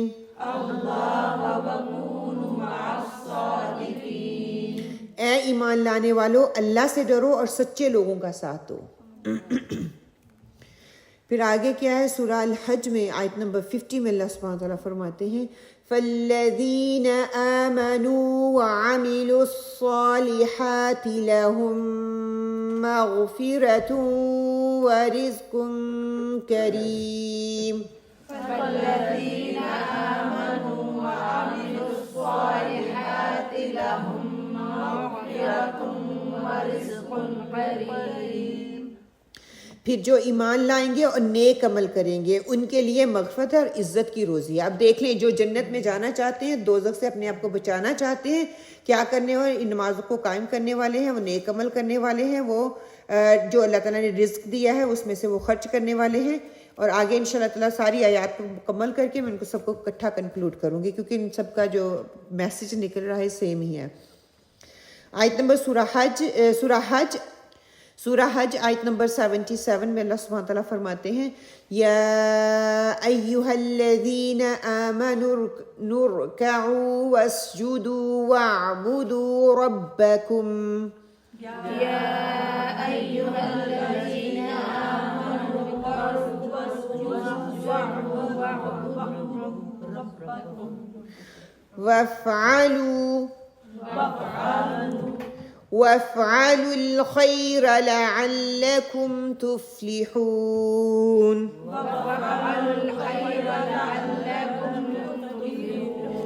یہ سجدے کی آیت ہے تو جب آپ نماز پڑھنے لگیں تو پہلا پلیز سجدہ کر لیجئے گا. اے لوگو جو ایمان لائے ہو، رکوع اور سجدہ کرو، اپنے رب کی بندگی کرو اور نیک کام کرو، شاید کہ تم فلاح پا جاؤ۔ اب یہ بھی فلاح پانے والا ہے، دوزخ سے دوری کا جو ہے یہ کام بھی ہے۔ رکوع کرنے والے کے ساتھ رکوع کرو اور سجدہ کرو اور اپنے رب کی بندگی جو ہے وہ بجا لاؤ۔ سورہ ابراہیم آیت نمبر 31 میں اللہ سبحانہ وتعالیٰ فرماتے ہیں قُل لِعِبَادِيَ الَّذِينَ آمَنُوا يُقِيمُوا الصَّلَاةَ وَيُنْفِقُوا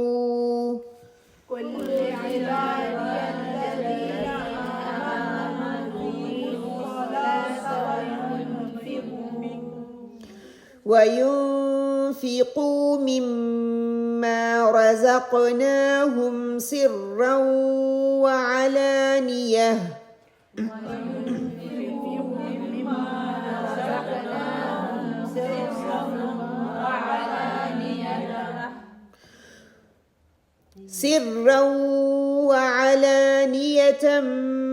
من قبل أن يأتي يوم لا بيع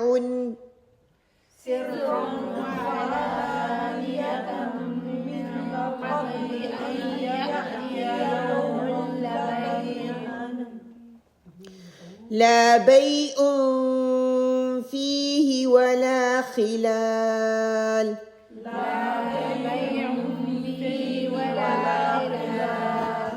سورہ نحل انشاءاللہ إنه ليس له سلطان على الذين آمنوا وعلى ربهم يتوكلون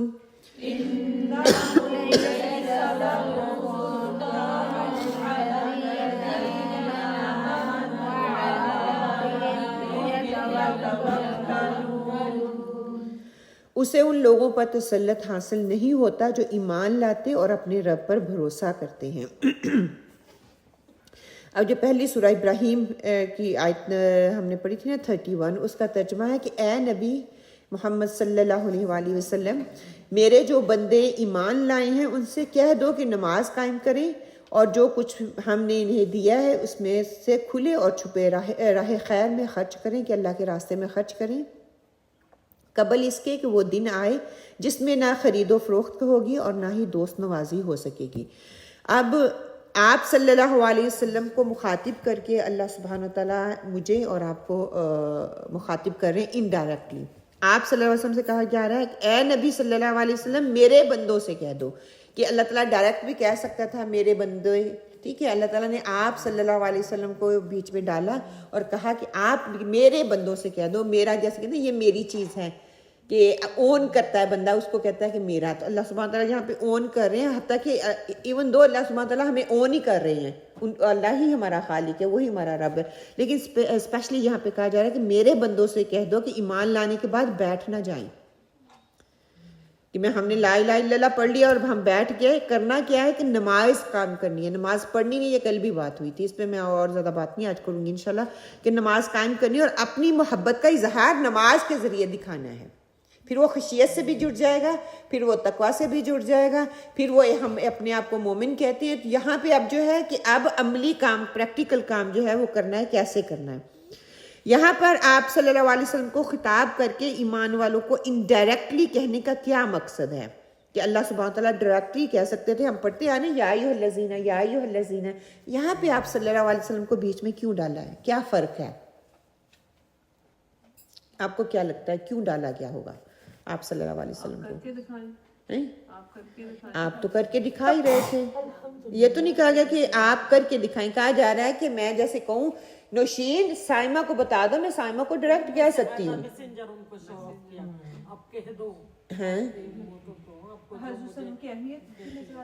آپ صلی اللہ علیہ وسلم کی اہمیت بھی نظر آ رہی ہے۔ اس میں فرق پتہ کیا ہے کہ یا ایھا الذین کا خطاب مدنی دور میں تھا، وہ ڈائریکٹلی بات احکامات آ رہے تھے۔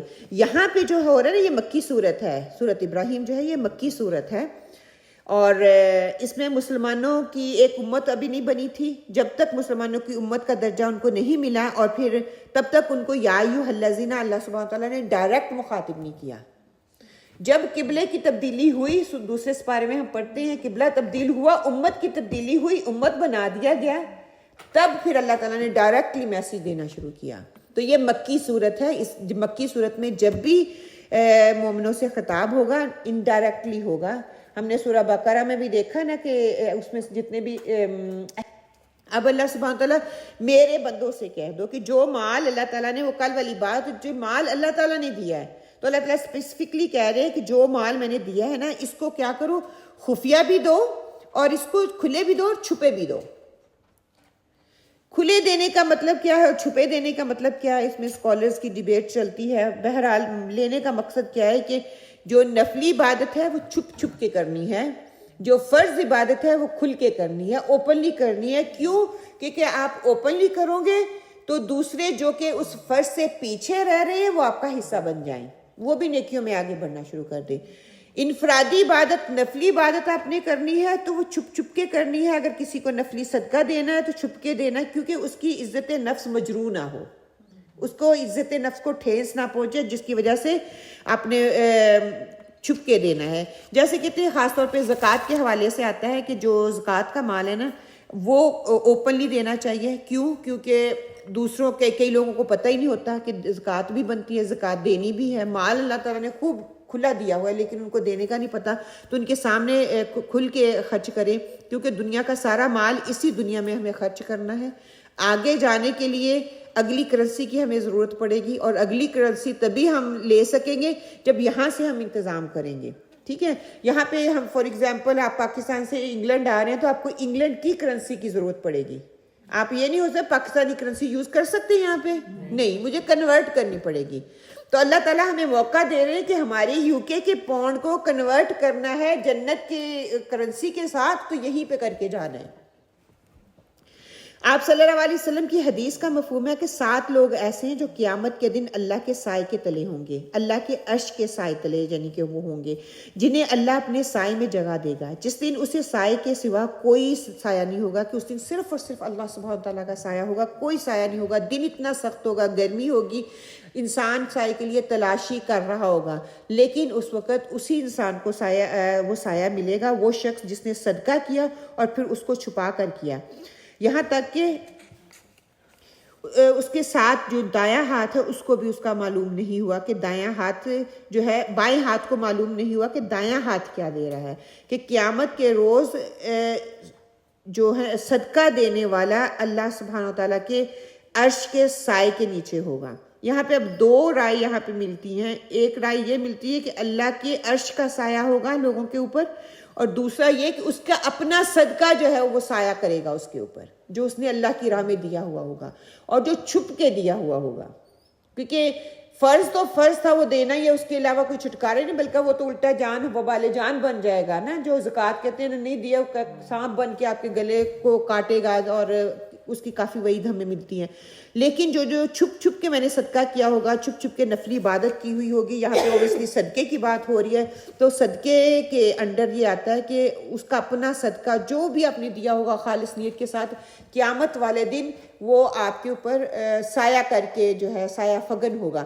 تو آپ اب یہ اتنے پڑے ہوئے ہیں نا، اس میں سے جو بھی آپ نے ڈالا صرف اسی نیت سے کر کے، 1 پینی ڈالیں، 1 پاؤنڈ ڈالیں کہ میں ان باکسز میں اس لیے ڈال رہی ہوں کہ قیامت والے دن یہی پیسے میرے لیے سایہ بنے، اور یہی پیسے جب مجھے وہاں کی کرنسی کو استعمال کرنا ہوگا تو یہ میرے کام آئے گی.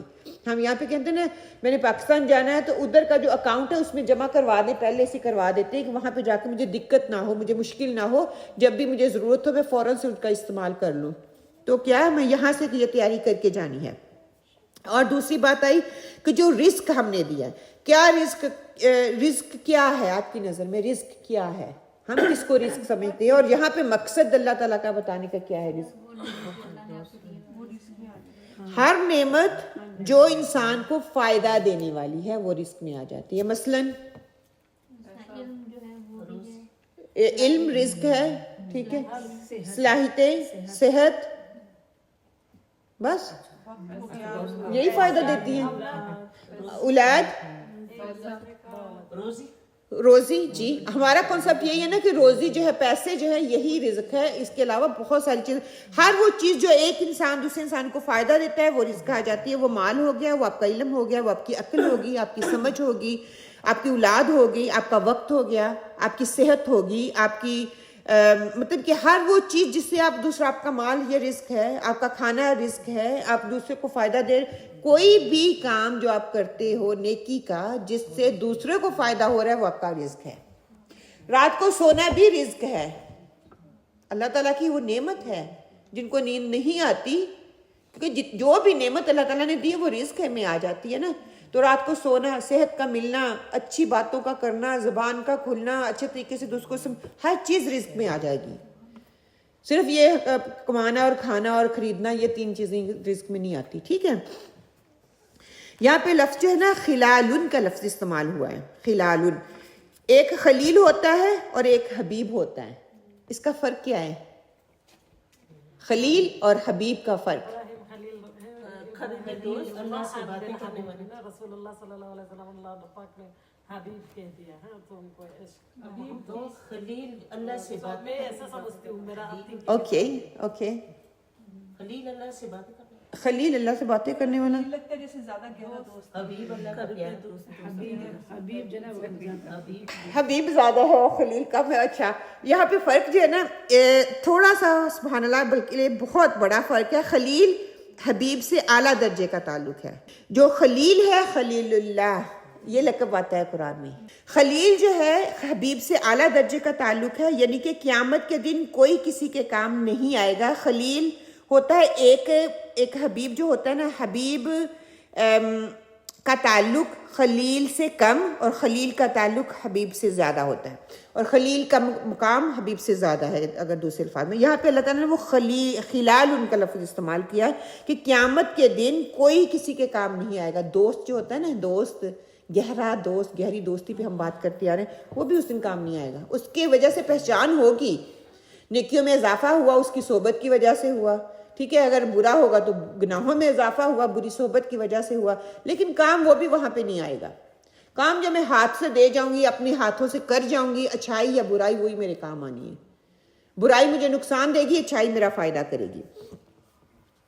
اب سورہ الحشر آیت نمبر 18 میں اللہ سبحانہ وتعالیٰ فرماتے ہیں یا ایہا الذین آمنوا اتقوا اللہ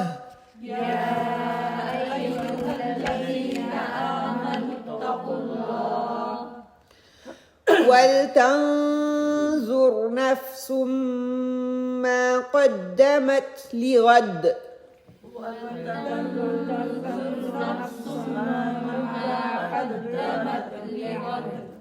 نَفْسٌ مَّا قَدَّمَتْ لِغَدٍ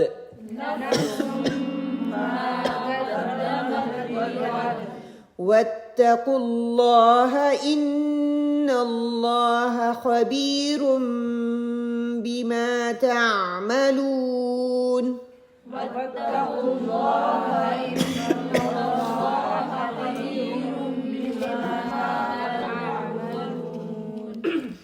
اے لوگوں جو ایمان لائے ہو، اللہ سے ڈرو اور ہر شخص یہ دیکھے کہ اس نے کل کے لیے کیا سامان کیا ہے، کیا مطلب کہ کل کی تیاری کیا کی ہے. اللہ سے ڈرتے رہو، اللہ یقیناً تمہارے ان سب اعمال سے باخبر ہے جو تم کرتے ہو. خبیرم بما تعملون، کہ وہ جانتا ہے، اس کو خبر ہے. اب یہاں پہ کہا جا رہا ہے براہ راست یا ایھا الذین آمنوا، تو کیا ہے؟ مدنی صورت ہے. یہ ایک نشانی رکھیں.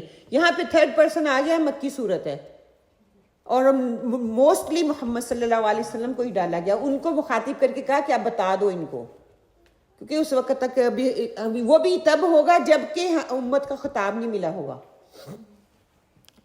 اے لوگوں جو ایمان لائے ہو، اللہ سے ڈرو. کہ ایمان والوں سے خطاب کر کے اللہ تعالیٰ کہہ رہے ہر شخص اکیلا اکیلا، تنہا تنہا اپنا اپنا جو ہے اعمال دیکھے. شروع آغاز کہاں سے ہوا؟ ہر نفس اپنا دیکھے کہ وہ کیا کر رہا ہے. اور یہاں پہ کیا کر رہا ہے؟ ہر ایک یہ دیکھ لے کہ اس نے کل کے لیے کمائی کیا کی ہے. ہم دنیا میں رہتے ہیں نا، ہم رات کو سوتے ہیں تو ہم دیکھتے ہیں صبح کو کیا کرنا ہے، صبح کو کیا کیا کام کرنی ہے، یا کیا کھانا ہے، کیا پکانا ہے، کہاں جانا ہے، کیا خریدنا ہے، کیا لینا ہے نا، کل کی پلاننگ. یہ یہاں پہ جو بات ہو رہی ہے نا، ایک کل ہوتا ہے جو گزر گیا، وہ ماضی بن گیا، ایک حال ہوتا ہے اور ایک فیوچر ہوتا ہے. اس کو بھی ہم کل ہی بولتے ہیں نا اردو زبان میں. یہ وہ بھی کل ہے، وہ بھی کل ہے.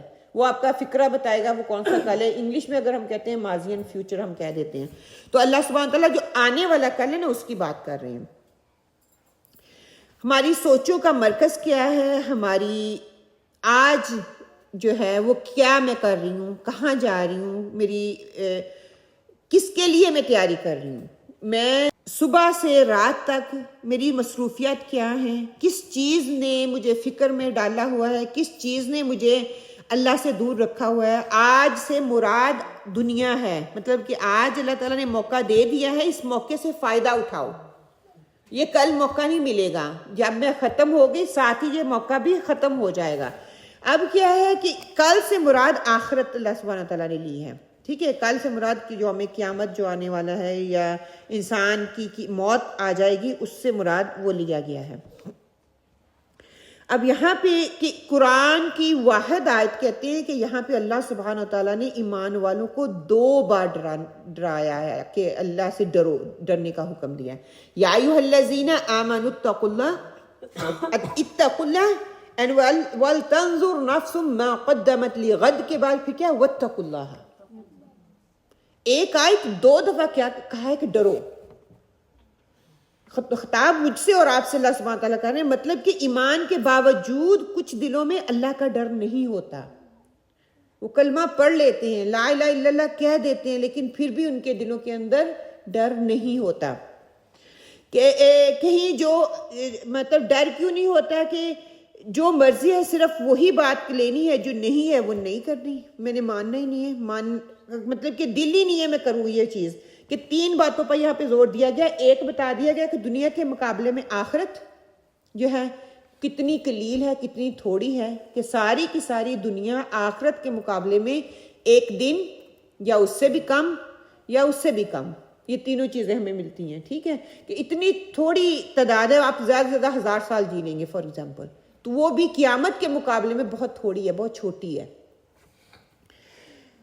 روایت میں ہے الدنیا یومن, کہ ساری دنیا ایک دن ہے, ولا فیہ صومن, اور ہمارا روزہ ہے. کہ مطلب کہ ساری کی ساری دنیا جو ہے جتنا بھی بندہ جی لے یا پوری کی پوری دنیا کو ملا لیں تو وہ ایک دن ہے.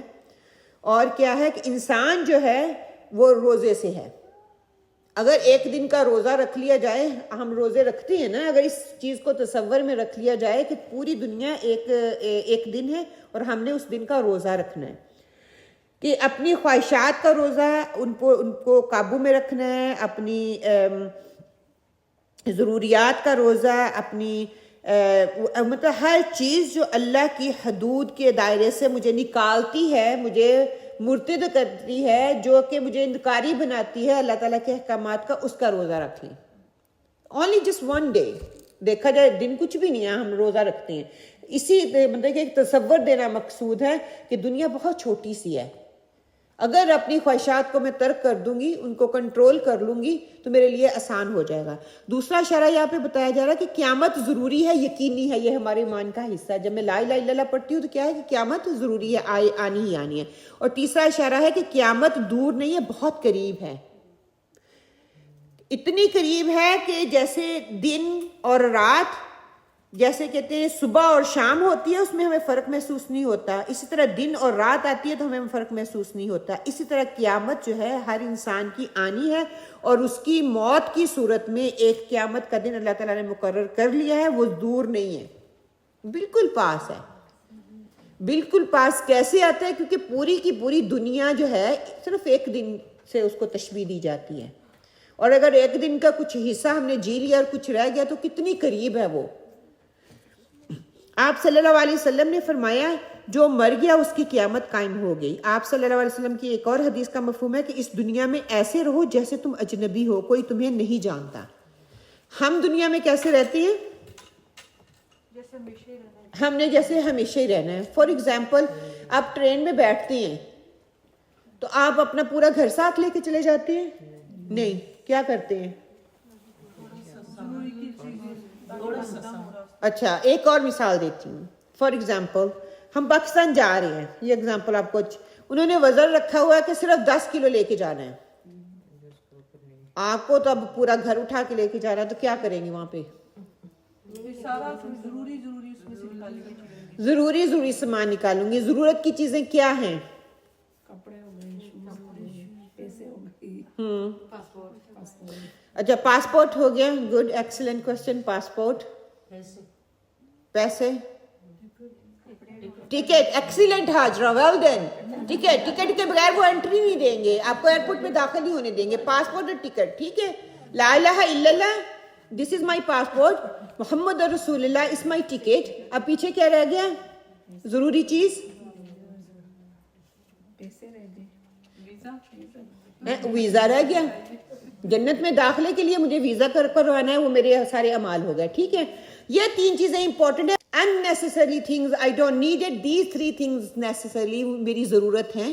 میرا ویزا, میرا پاسپورٹ اور میرا ٹکٹ, یہ 3 چیزیں. اگر میرے پاس یہ میں چھوڑ جاتی ہوں اور باقی 10 کلو وزن اپنے ساتھ پورا کر لیتی ہوں, میں بیوقوف ہوں یا میں عقل مند ہوں؟ میں بیوقوف ہوں. کیوں؟ انہوں نے 10 کلو وزن کا ہیں, آگے نہیں جاؤ گے تو مجھے 10 کلو وزن لے جانی.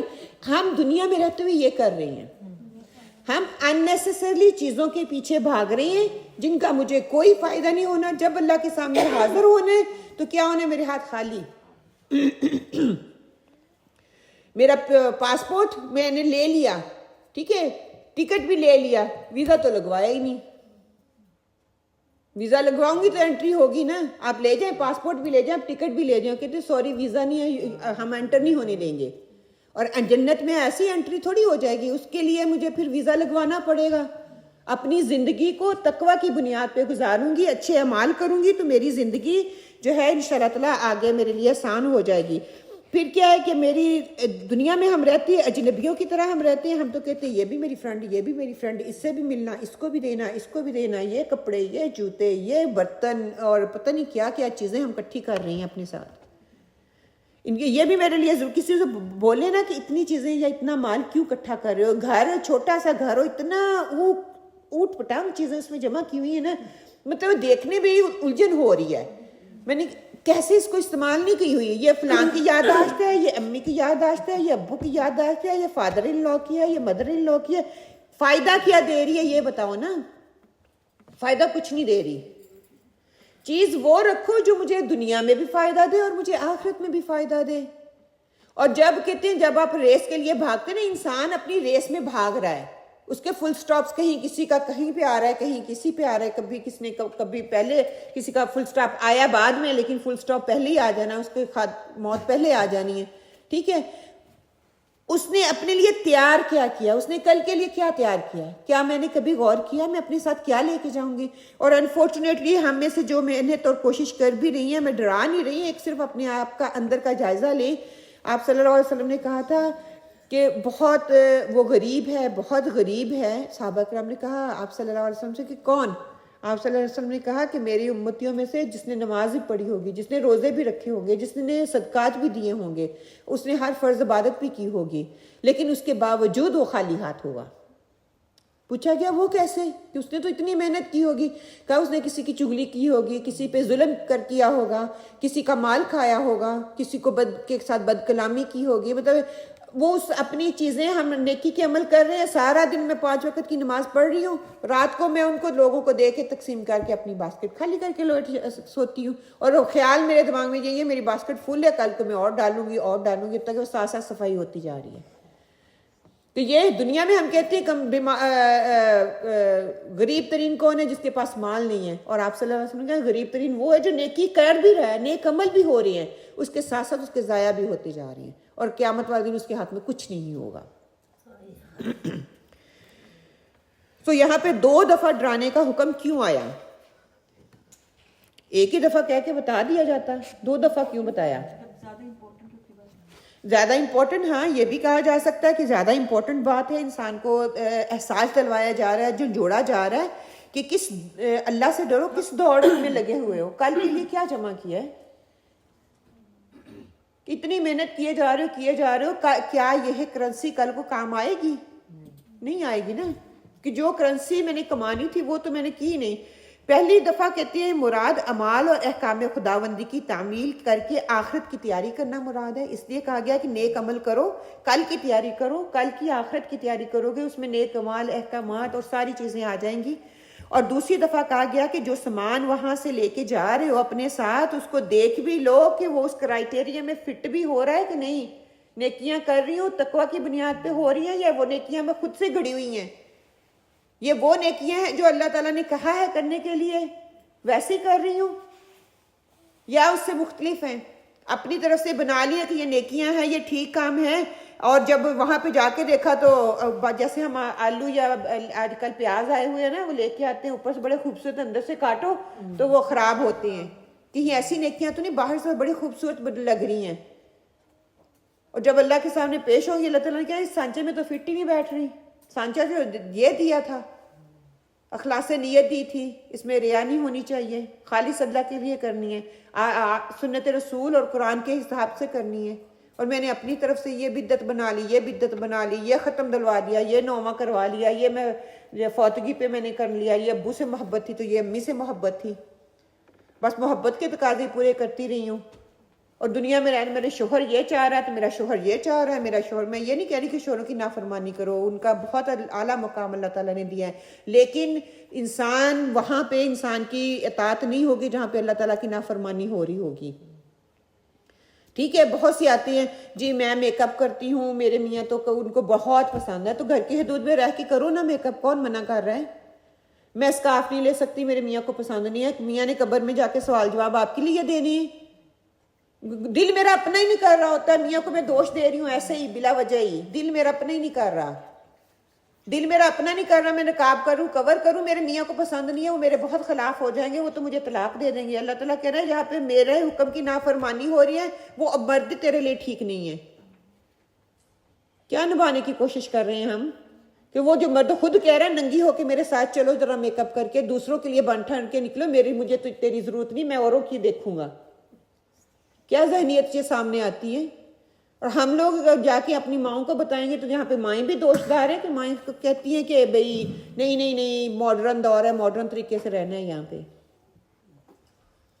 تو یہاں پہ ہمارا بھی اپنا قصور ہے۔ ایک ماں تڑپ رہی ہے کہ بچی اسکارف پہنے، دوسری ماں کہہ رہی ہے نہیں ابھی ٹو ارلی، ابھی نہیں پہننا۔ سو اللہ سبحانہ تعالیٰ سے دعا کرتے ہیں کہ اللہ سبحانہ تعالیٰ ہمیں اپنی کل کی فکر لگا دے، کل کا سامان ہم نے تیار کرنا ہے، جو میں اب اس کو لنک کروں، جو پکچر میں نے شروع میں آپ کو دکھائی تھی کہ یہ دنیا جو ہے میرے لیے سیڑھی ہے، اس پہ میں نے چڑھنا ہے، اور کیا ہے میرا دل جو ہے میرے لیے مجھے منزل مقصود تک پہنچانے کے لیے ہے، اور اس دل کو کھولنے کے لیے مجھے قرآن کے ساتھ لنک ہونا ہے۔ جب میں قرآن کے ساتھ لنک ہوں گی تو سیڑھیاں چڑھنا میرے لیے مشکل نہیں ہوگا، میرے لیے آسان ہوگا۔ دیکھیے سیڑھی کے اوپر سٹیپ چڑھنا فزیکلی ہم دیکھیں مشقت کا کام ہے نا، اور اوبیسلی منزل تک پہنچنے کے لیے مجھے محنت تو کرنی پڑے گی، وہ ایسے نہیں میں پہنچ جاؤں گی، ایک سٹیپ کر کے چڑھوں گی تو کامیاب ہو جاؤں گی۔ اگر دیکھیں دنیا میں بھی کہاوت بنی ہوئی ہے نا کہ جو فوراً سے پیک پہ جاتا ہے وہ ویسے نیچے بھی آتا ہے۔ اگر میں آہستہ آہستہ قدم مضبوط کر کے آگے جاؤں گی، میری بنیاد مضبوط ہوگی تو مجھے کوئی دھچکے بھی دے گا، کوئی مجھے ہلائے گا بھی، مجھے تکلیفیں آئیں گی، پریشانیاں آئیں گی، میں ہلوں گی نہیں، میں مضبوطی کے ساتھ اپنا قدم اوپر کی طرف چڑھتی جاؤں گی، اور ہم ہر لمحہ اوپر چڑھ رہے ہیں، اپنی منزل کی طرف جا رہے ہیں، لیکن ہمیں احساس نہیں ہو رہا نا، ہم زبان سے کہہ رہے ہیں کہ ہمیں موت آنی ہے، لیکن تیاری کوئی نہیں ہے، کہیں بیک آف مائی کانشیس یہی ہے، بیک آف مائنڈ کہ ابھی میرے پاس ٹائم ہے، ابھی میں ریڈی نہیں ہوں۔